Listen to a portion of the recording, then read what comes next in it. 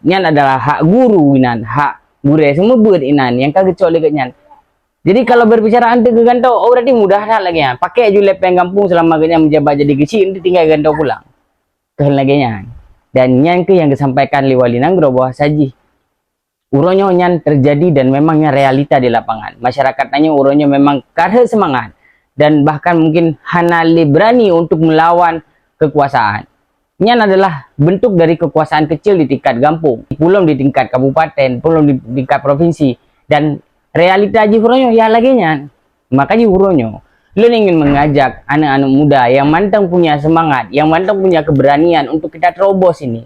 Rubah Aceh ini ke depan. Kita yang harus merubah pola pikir masyarakat. Kita yang harus merubah sistem ini. Untuk anak muda maju. Kalian harus maju. Kalian jangan cuma diam. Karena kalau bukan kita, kalau bukan nanya anak muda yang maju, maka Acehnya akan tetap lagi sampai 50 tahun ke.